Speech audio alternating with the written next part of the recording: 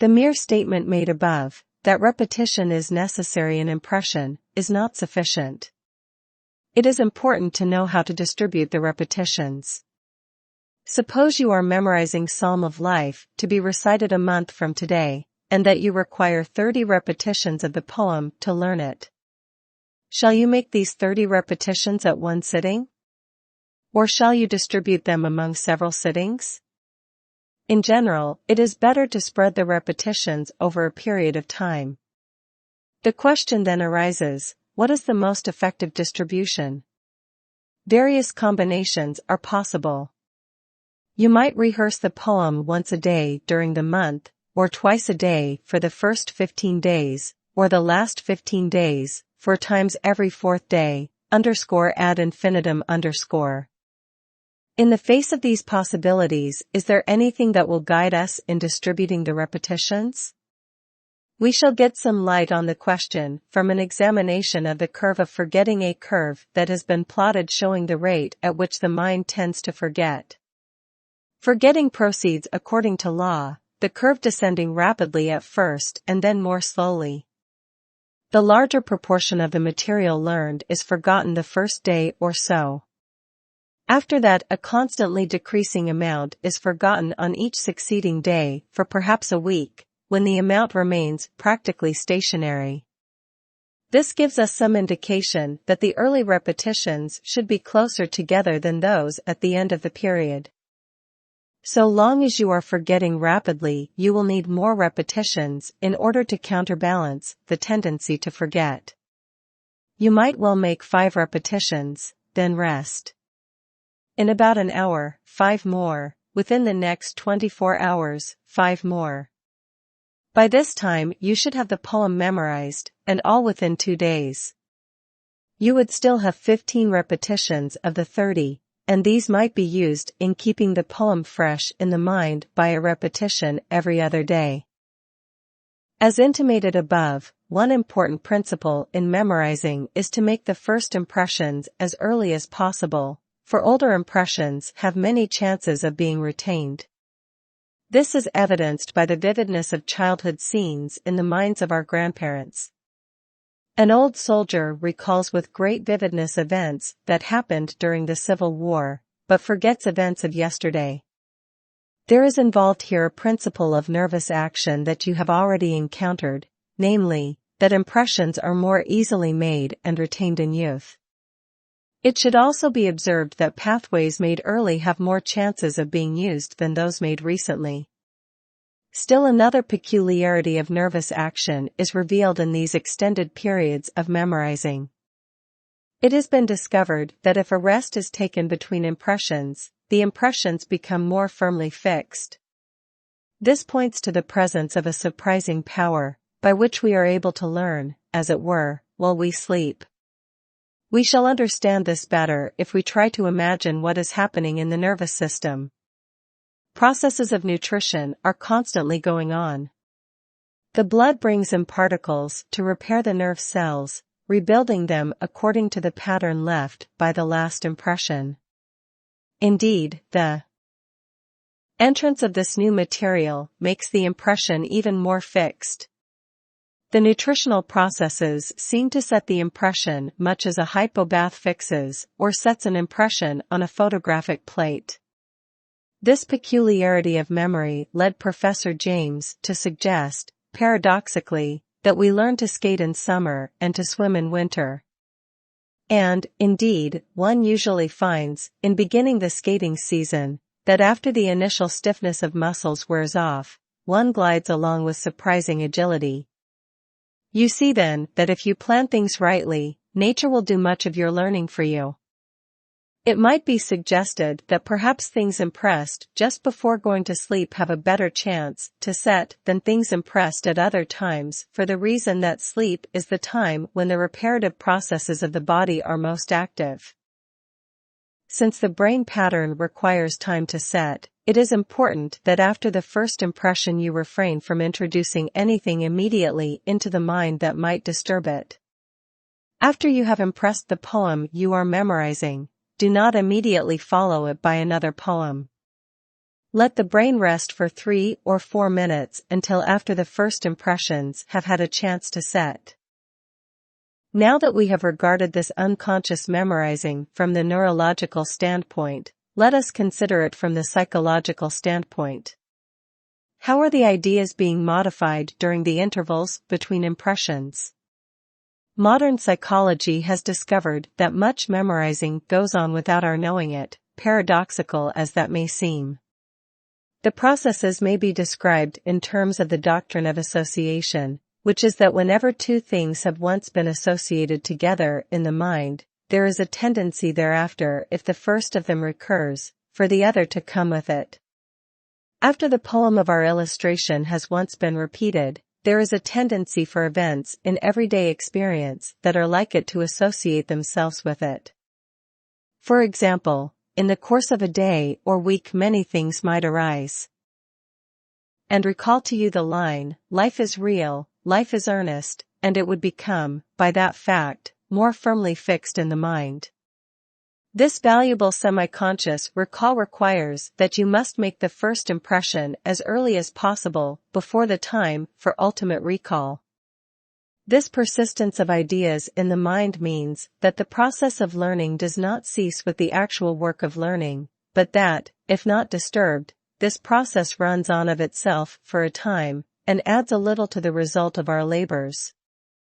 It also means that, if it is to our advantage to stand in readiness with some word or thought, we shall be able to do so, if only this word or thought recur to us but once, some time before the critical moment. So we remember to keep a promise, to pay a call, to make a remark at the proper time, even though we turn our mind to other work or talk for some hours between. We can do this because, if not vigorously prevented, ideas and words keep on reappearing in the mind. You may utilize this principle in theme writing to good advantage. As soon as the instructor announces the subject for a theme, begin to think about it. Gather together all the ideas you have about the subject and start your mind to work upon it.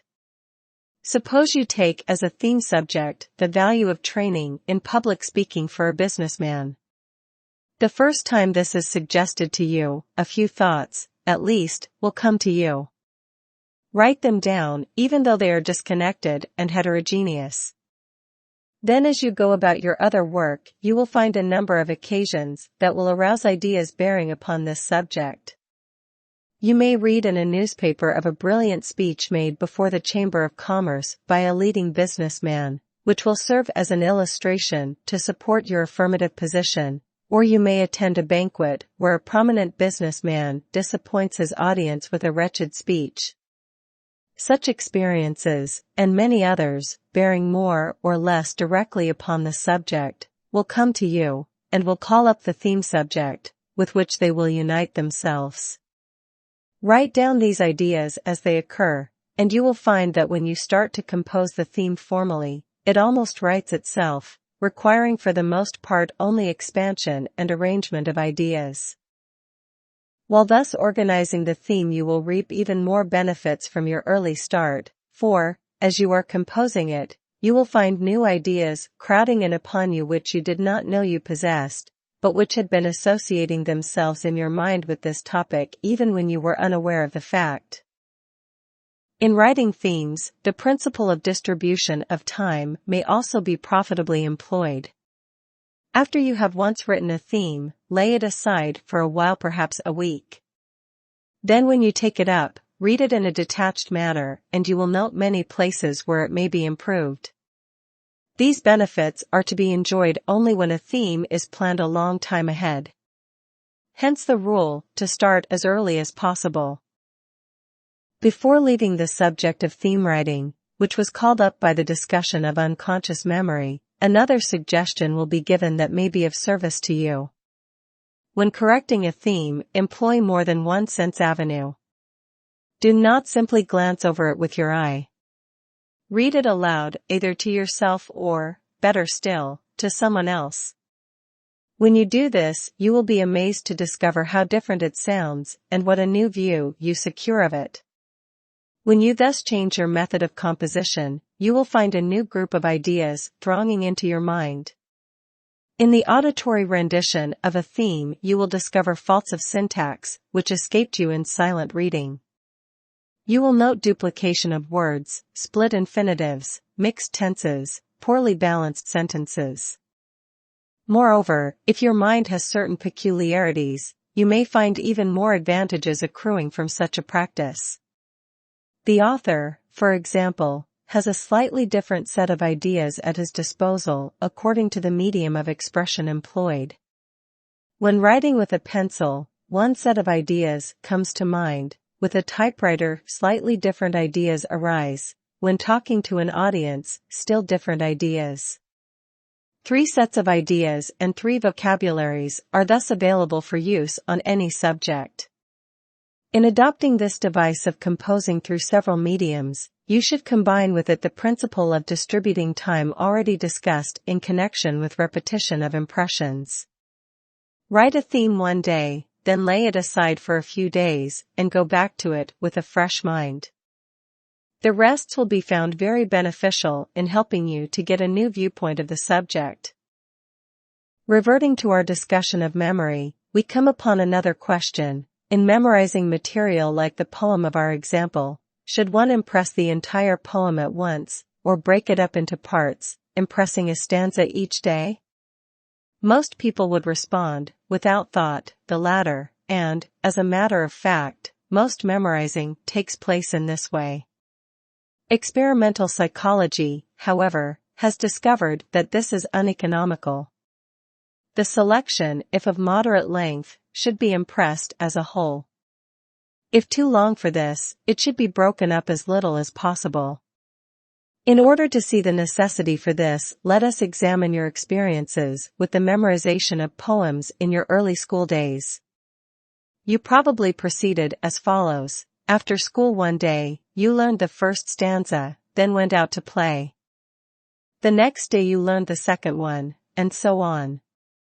You thought at the end of a week that you had memorized it because, at the end of each day's sitting, you were able to recite perfectly the stanza learned that day. On speaking day, you started out bravely and recited the first stanza without mishap. When you started to think of the second one, however, it would not come. The memory balked. Now what was the matter? How can we explain this distressing blank? In psychological terms, we ascribe the difficulty to the failure to make proper associations between stanzas. Association was made effectively between the lines of the single stanzas, but not between the separate stanzas. After you finished impressing the first stanza, you went about something else, playing ball, perhaps. When you approached the poem the next day, you started in with the second stanza. There was then no bridge between the two. There was nothing to link the last line of the first stanza. And things are not what they seem, with the first line of the next stanza. Life is real, life is earnest. This makes clear the necessity of impressing the poem as a whole, instead of by parts. According to another classification, there are 2 ways of memorizing: by rote and by logical associations. Rote memorizing involves the repetition of material, just as it stands, and usually requires such long and laborious drill that it is seldom economical. True, some matter must be memorized this way, such as the days of the week and the names of the months, but there is another and gentler method which is usually more effective and economical than that of brutal repetition. That is the method of logical association, by which one links up a new fact with something already in the mind. If, for example, you wish to remember the date of the World's Fair in Chicago, you might proceed as follows. Ask yourself, what did the fair commemorate? The discovery of America in 1492, the 400th anniversary occurring in 1892. The fair could not be made ready in that year, however, so was postponed a year. Such a process of memorizing the date is less laborious than the method of rote memory, and is usually more likely to lead to ready recall. The old fact already in mind acts as a magnet which at some later time may call up other facts that had once been associated with it. You can easily see that this new fact might have been associated with several old facts, thus securing more chances of being called up. From this, it may be inferred that the more facts you have in your mind about a subject, the more chances you have of retaining new facts. It is sometimes thought that if a person stores so much in his memory, it will soon be so full that he cannot memorize any more. This is a false notion, involving a conception of the brain as a hopper into which impressions are poured until it runs over. On the contrary, it should be regarded as an interlacing of fibers with infinite possibilities of interconnection, and no one ever exhausts the number of associations that can be made. The method of logical association may be employed with telling effect in the study of foreign languages. When you meet a new word, scrutinize it carefully for some trace of a word already familiar to you either in that language or in another. This independent discovery of meanings is a very great aid in saving time and in fixing the meaning of new words. Opportunities for this method are especially frequent in the German language, since so many German words are formed by compounding other words. Rathausmarkt is a long and apparently difficult German word, and one's first temptation is to look it up in the lexicon and promptly forget it. Let us analyze it, however, and we shall see that it is only a compound of already familiar words. _rat_ is already familiar as the word for counsel, _raten_ to give advice, _house_ is equally familiar. So we see that the first part of the word means council house. The council house of a city is called a city hall. _market_ is equally familiar as market square, so the significance of the entire word stands, City Hall Square. By such a method of utilizing facts already known, you may make yourself much more independent of the lexicon and may make your memory for foreign words much more tenacious. We approach a phase of impression the importance of which is often unsuspected, namely, the intention with which memorizing is done. The fidelity of memory is greatly affected by the intention. If, at the time of impression, you intend to retain only until the time of recall, the material tends to slip away after that time. If, however, you impress with the intention to retain permanently, the material stays by you better. Students make a great mistake when they study for the purpose merely of retaining until after examination time. Intend to retain facts permanently, and there will be greater likelihood of their permanence. Readings and exercises. Readings: Adams, 1, Chapter 3. Seashore, 16, Chapter 2. Swift, 20, Chapter 7. What, 21. Exercise I. Cite examples from your own experience showing the effects of the following faults in making impressions. _A_. First impression not clear. _B_. Insufficient number of repetitions. _C_. Use of rote method instead of method of logical association.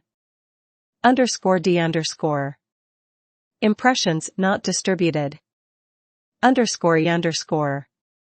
Improper use of part method. Exercise 2.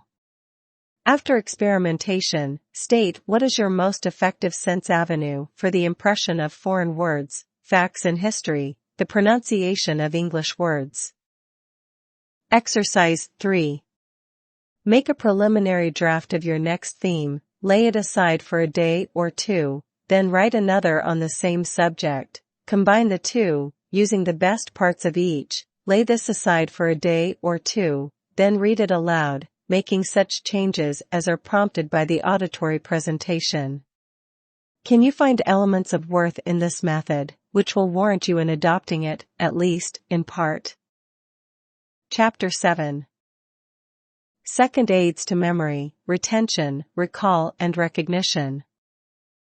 Our discussion up to this point has centered around the phase of memory called impression.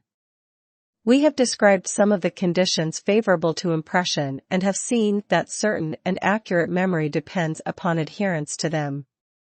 The next phase of memory retention cannot be described in psychological terms.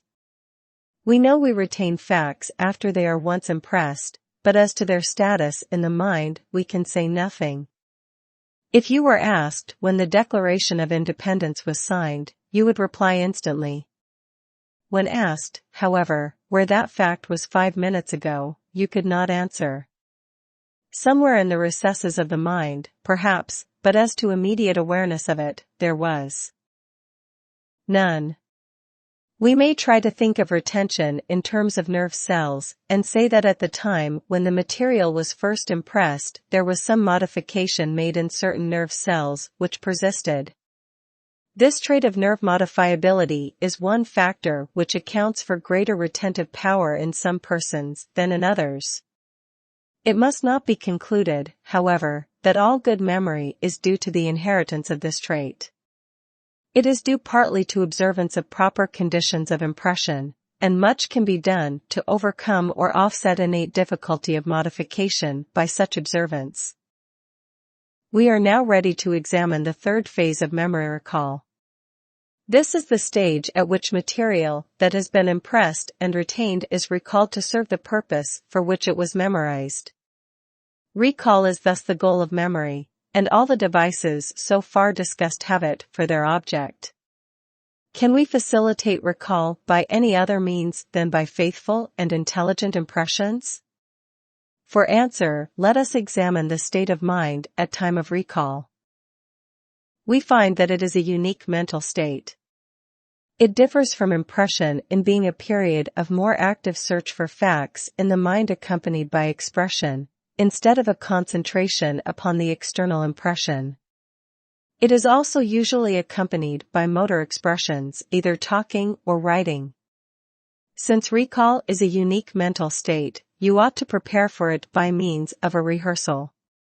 When you are memorizing anything to be recalled, make part of your memorizing a rehearsal of it, if possible, under same conditions as final recall. In memorizing from a book, first make impression, then close the book and practice recall. When memorizing a selection to be given in a public speaking class, intersperse the periods of impression with periods of recall. This is especially necessary in preparation for public speaking, for facing an audience gives rise to a vastly different psychic attitude from that of impression. The sight of an audience may be embarrassing or exciting. Furthermore, unforeseen distractions may arise. Accordingly, create those conditions as nearly as possible in your preparation. Imagine yourself facing the audience. Practice aloud so that you will become accustomed to the sound of your own voice. The importance of the practice of recall as a part of the memory process can hardly be overestimated. One psychologist has advised that in memorizing significant material, more than half the time should be spent in practicing recall. There still remains a fourth phase of memory recognition. Whenever a remembered fact is recalled, it is accompanied by a characteristic feeling, which we call the feeling of recognition. It has been described as a feeling of familiarity, a glow of warmth, a sense of ownership, a feeling of intimacy. As you walk down the street of a great city, you pass hundreds of faces, all of them strange.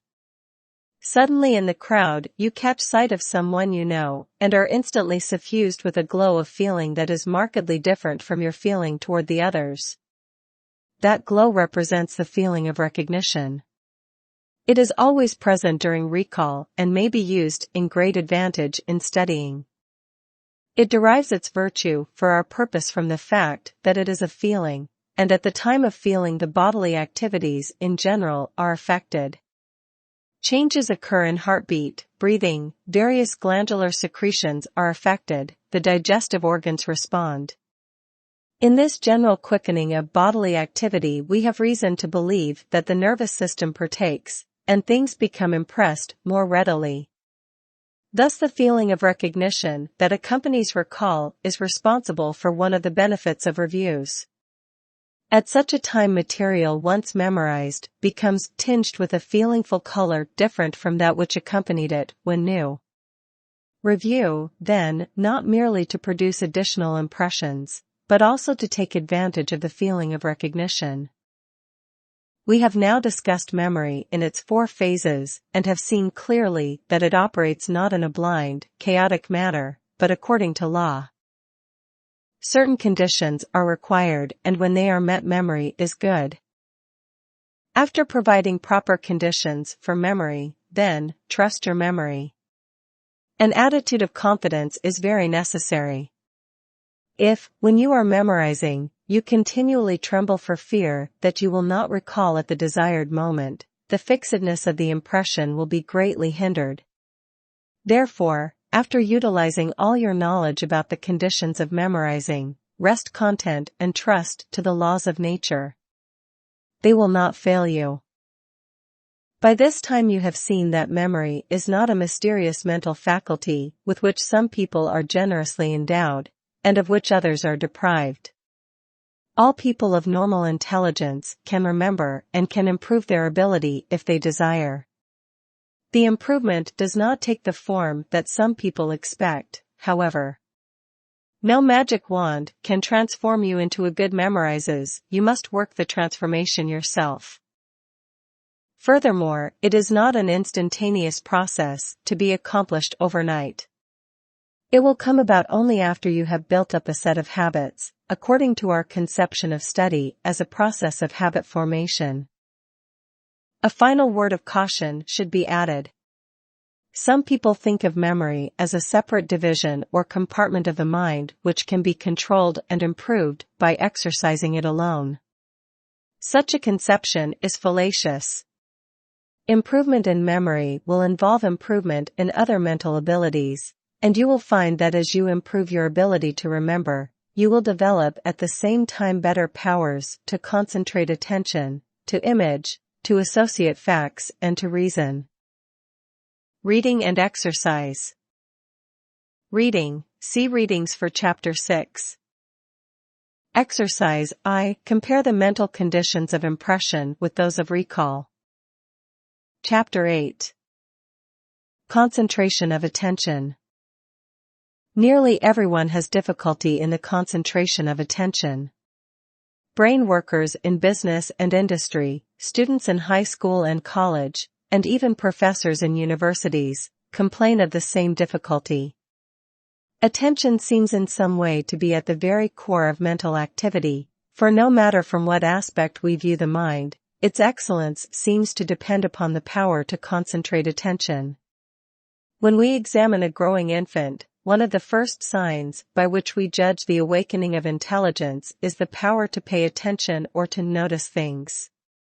When we examine the intellectual ability of normal adults, we do so by means of tests that require close concentration of attention.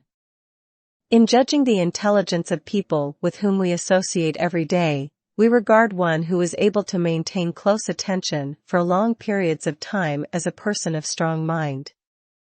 We rate Thomas Edison as a powerful thinker when we read that he becomes so absorbed in work that he neither eats nor sleeps. Finally, when we examine the insane and the feeble-minded, we find that one form which their derangements take is an inability to control the attention. This evidence, added to our own experience, shows us the importance of concentration of attention in study, and we become even more desirous of investigating attention to see how we may develop it. We shall be better able to discuss attention if we select for analysis a concrete situation when the mind is in a state of concentrated attention. Concentrate for a moment upon the letter O. Although you are ostensibly focusing all your powers of attention upon the letter, nevertheless, you are really aware of a number of things besides, of other words on the page, of other objects in the field of vision, of sounds in the room and on the street, of sensations from your clothing, and of sensations from your bodily organs, such as the heart and lungs. In addition to these sensations, you will find, if you introspect carefully enough, that your mind also contains a number of ideas and imaginings, thoughts about the paragraph you just read or about one of your lessons. Thus we see that at a time when we apparently focus our attention upon but one thing, we really have a large number of things in our mind, and they are of a great variety. The mental field might be represented by a circle, at the center of which is the object of attention. It may be an object in the external world perceived through one of the senses, or it may be an idea we are thinking about, such, for example, as the idea of infinity. But whether the thing attended to is a perception or an idea, we may properly speak of it as the object of attention or the focal object. In addition to this, we must recognize the presence of a large number of other objects, both sensory and ideational. These are nearer the margin of the mental field, so we call them marginal. The distinctive thing about a state of mind such as that just described is that the focal object is much clearer than the marginal objects. For example, when you fixated the letter O, it was only in the vaguest sort of fashion that you were aware of the contact of your clothing or the lurking ideas of other lessons. As we examine these marginal objects further, we find that they are continually seeking to crowd into the center of attention and to become clear. You may be helped in forming a vivid picture of conditions if you think of the mind as a stream ever in motion, and as it flows on, the objects in it continually shift their positions. A cross-section of the stream at any moment may show the contents of the mind arranged in a particular pattern, but at the very next moment they may be arranged in a different pattern, another object occupying the focus, while the previous tenant is pushed to the margin. Thus we see that it is a tendency of the mind to be forever changing. If left to itself, it would be in ceaseless fluctuation, the whim of every passing fancy. This tendency to fluctuate comes with more or less regularity, some psychologists say every second or two. True, we do not always yield to the fluctuating tendency, nevertheless, we are recurrently tempted, and we must exercise continuous effort to keep a particular object at the focus. The power to exert effort and to regulate the arrangement of our states of mind is the peculiar gift of man, and is a prime function of education. Viewed in this light, then, we see that the voluntary focusing of our attention consists in the selecting of certain objects to be attended to, and the ignoring of other objects which act as distractions. We may conveniently classify the latter as external sensations, bodily sensations, and irrelevant ideas. Let us take an actual situation that may arise in study and see how this applies. Suppose you are in your room studying about Charlemagne, a page of your history text occupying the center of your attention. The marginal distractions in such a case would consist, first, in external sensations, such as the glare from your study lamp, the hissing of the radiator, the practicing of a neighboring vocalist, the rattle of passing streetcars. The bodily distractions might consist of sensations of weariness referred to the back, the arms and the eyes, and fainter sensations from the digestive organs, heart and lungs. The irrelevant ideas might consist of thoughts about a German lesson which you are going to study, visions of a face, or thoughts about some social engagement. These marginal objects are in the mind even when you conscientiously focus your mind upon the history lesson, and, though vague, they try to force their way into the focus and become clear. The task of paying attention, then, consists in maintaining the desired object at the center of the mental field and keeping the distractions away. With this definition of attention, we see that in order to increase the effectiveness of attention during study, we must devise means for overcoming the distractions peculiar to study. Obviously, the first thing is to eliminate every distraction possible. Such a plan of elimination may require a radical rearrangement of study conditions, for students often fail to realize how wretched their conditions of study are from a psychological standpoint. They attempt to study in rooms with 2 or 3 others who talk and move about continually. They drop down in any spot in the library and expose themselves needlessly to a great number of distractions. If you wish to become a good student, you must prepare conditions as favorable as possible for study. Choose a quiet room to live in, free from distracting sounds and sights. Have your room at a temperature neither too hot nor too cold. 68 degrees Fahrenheit is usually considered favorable for study. When reading in the library, sit down in a quiet spot, with your back to the door, so you will not be tempted to look up as people enter the room. Do not sit near a group of gossipers or near a creaking door. Having made the external conditions favorable for study, you should next address yourself to the task of eliminating bodily distractions. The most disturbing of these in study are sensations of fatigue, for, contrary to the opinion of many people, study is very fatiguing work and involves continual strain upon the muscles in holding the body still, particularly those of the back, neck, arms, hands, and, above all, the eyes. How many movements are made by your eyes in the course of an hour's study? They sweep back and forth across the page incessantly, being moved by 6 muscles which are bound to become fatigued. Still more fatigue comes from the contractions of delicate muscles within the eyeball, where adjustments are made for far and near vision and for varying amounts of light. The eyes, then, give rise to much fatigue, and, altogether, are the source of a great many bodily distractions in study. Other distractions may consist of sensations from the clothing. We are always vaguely aware of pressure of our clothing. Usually it is not sufficiently noticeable to cause much annoyance, but occasionally it is, as is demonstrated at night when we take off a shoe with such a sigh of relief that we realize in retrospect it had been vaguely troubling us all day. In trying to create conditions for efficient study, many bodily distractions can be eliminated. The study chair should be easy to sit in so as to reduce fatigue of the muscles supporting the body. The bookrest should be arranged so as to require little effort to hold the book. The light should come over the left shoulder. This is especially necessary in writing, so that the writing hand will not cast a shadow upon the work. The muscles of the eyes will be rested and fatigue will be retarded if you close the eyes occasionally. Then, in order to lessen the general fatigue of the body, you may find it advantageous to rise and walk about occasionally. Lastly, the clothing should be loose and unconfining, especially should there be plenty of room for circulation. In the overcoming of distractions, we have seen that much may be done by way of eliminating distractions, and we have pointed out the way to accomplish this to a certain extent. But in spite of our most careful provisions, there will still be distractions that cannot be eliminated. You cannot, for example, chloroform the vocalist in the neighboring apartment, nor stop the streetcars while you study. You cannot rule out fatigue sensations entirely, and you cannot build a fence around the focus of your mind so as to keep out unwelcome and irrelevant ideas.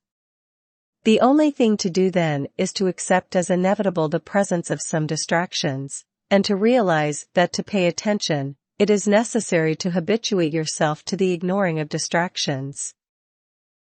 In the accomplishment of this end it will be necessary to apply the principles of habit formation already described.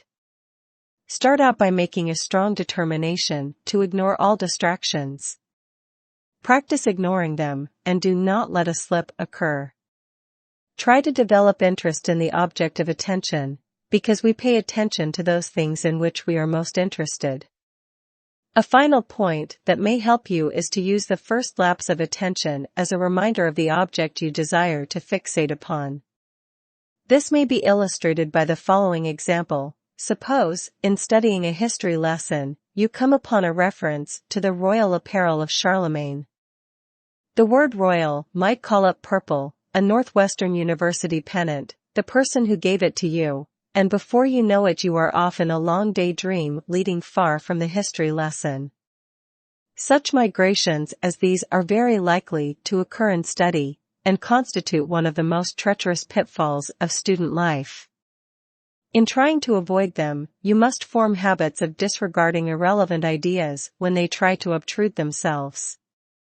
And the way to do this is to school yourself so that the first lapse of attention will remind you of the lesson in hand. It can be done if you keep yourself sensitive to wanderings of attention, and let the first slip from the topic with which you are engaged remind you to pull yourself back. Do this before you have taken the step that will carry you far away, for with each step in the series of associations it becomes harder to draw yourself back into the correct channel. In reading, one frequent cause for lapses of attention and for the intrusion of unwelcome ideas is obscurity in the material being read. If you trace back your lapses of attention, you will often find that they first occur when the thought becomes difficult to follow, the sentence ambiguous, or a single word unusual. As a result, the meaning grows hazy in your mind and you fail to comprehend it. Naturally, then, you drift into a channel of thought that is easier to follow. This happens because the mental stream tends to seek channels of least resistance. If you introspect carefully, you will undoubtedly discover that many of your annoying lapses of attention can be traced to such conditions. The obvious remedy is to make sure that you understand everything as you read. As soon as you feel the thought growing difficult to follow, begin to exert more effort. Consult the dictionary for the meanings of words you do not understand. Probably the ordinary freshman in college ought to look up the meaning of as many as 20 words daily. Again, the thought may be difficult to follow because your previous knowledge is deficient. Perhaps the discussion involves some fact which you never did comprehend clearly, and you will naturally fail to understand something built upon it. If deficiency of knowledge is the cause of your lapses of attention, the obvious remedy is to turn back and study the fundamental facts, to lay a firm foundation in your subjects of study. This discussion shows that the conditions at time of concentrated attention are very complex, that the mind is full of a number of things, that your object as a student is to keep some one thing at the focus of your mind, and that in doing so you must continuously ignore other mental contents. In our psychological descriptions, we have implied that the mind stands still at times, permitting us to take a cross-section and examine it minutely. As a matter of fact, the mind never stands still. It continually moves along, and at no two moments is it exactly the same. This results in a condition whereby an idea which is at one moment at the center cannot remain there unless it takes on a slightly different appearance from moment to moment. When you attempted to fix your attention upon the letter O, you found a constant tendency to shift the attention, perhaps to a variation in the intensity of the type or to a flaw in the type or in the paper. In view of the inevitable nature of these changes, you see that in spite of your best efforts you cannot expect to maintain any object of study inflexibly at the center of attention. The way to do is to manipulate the object so that it will appear from moment to moment in a slightly different light. If, for example, you are trying to concentrate upon a rule of English grammar long enough to memorize it, do not read it over and over again, depending solely upon repetition. A better way, after thoroughly comprehending it, is to think about it in several relations, compare it with other rules, noting points of likeness and difference, apply it to the construction of a sentence. The essential thing is to do something with it. Only thus can you keep it in the focus of attention. This is equivalent to the restatement of another fact stressed in a previous chapter, namely, that the mind is not a passive thing that stands still, but an active thing. When you give attention, you actively select from a number of possible objects one to be clearer than the rest. This selection requires effort under most conditions of study, but you may be cheered by the thought that as you develop interest in the fields of study, and as you develop habits of ignoring distractions, you will be able to fixate your attention with less and less effort.